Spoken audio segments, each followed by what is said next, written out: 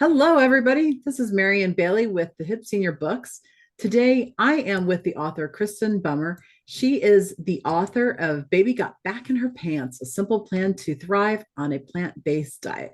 Kristen, welcome to the podcast. Thank you so much. Happy to be here. Thank you for being here. The book and the title I absolutely love. Baby Got Back in Her Pants. How many people put that much effort into being really creative with a book name? There's Sure. great book names out there, don't get me wrong.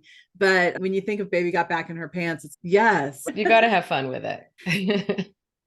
So tell us a little bit about yourself and why you wrote this book. Yeah, sure. So I have personally been following a plant-based lifestyle since 2011. So it's been a while now.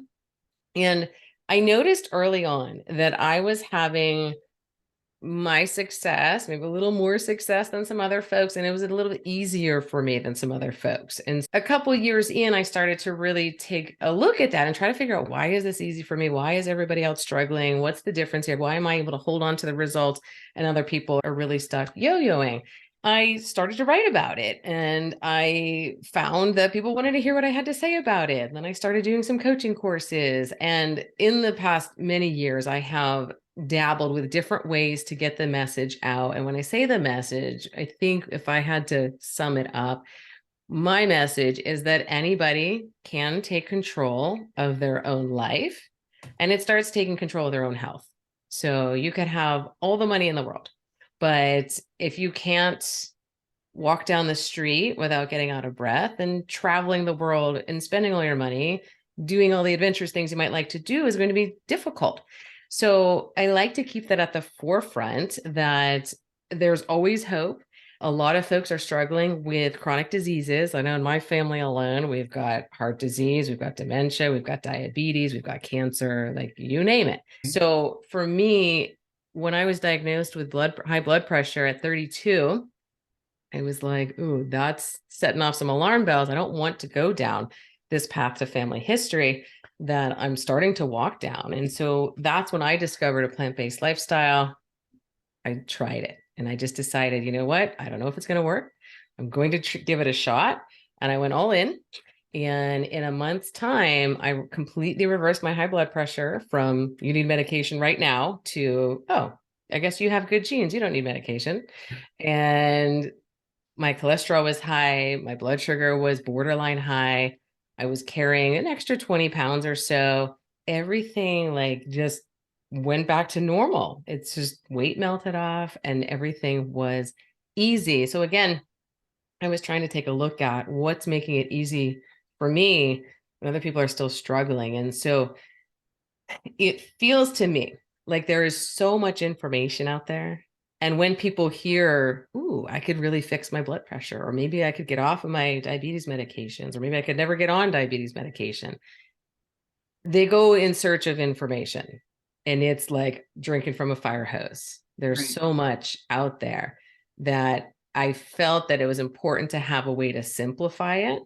So it's become my mission ever since to simplify the information and make it digestible, no pun intended, but also really focus on lifestyle habits and simplifying lifestyle habits so it doesn't feel like, oh my God, there's 18 million things I got to do. I got to drink more water. I got to choose more vegetables. I got to eat more fruit. I got to eat salads every day. I got to do this and this, and I got to meditate and I do all these things. And it's, whoa, can't do any of it. So forget it. And people just get stuck. So my purpose with the book is to really walk people through a simple plan to thrive with a plant-based diet. That's what it does. That sounds really awesome. Who are good candidates to be reading your book? Who would you see as the best readers of ingesting this information? Yeah.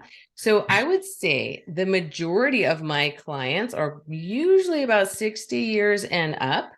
And I feel like that's because those are the folks who are really aware of maybe having spent too much time putting everybody else first.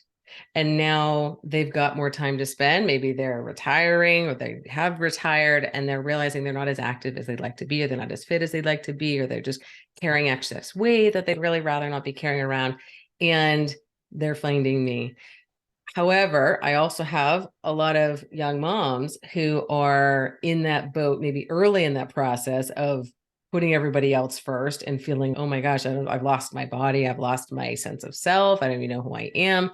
And they're wonderful candidates too. So it's truly for anybody who is looking to make some changes, reclaim control of their health, and is looking for a simpler solution to do it that does not require crazy dieting and pills and shakes and all the things that we're used to seeing as quick fixes. It's for those that are willing to look at a long-term solution and not just the quick fix, aka dieting.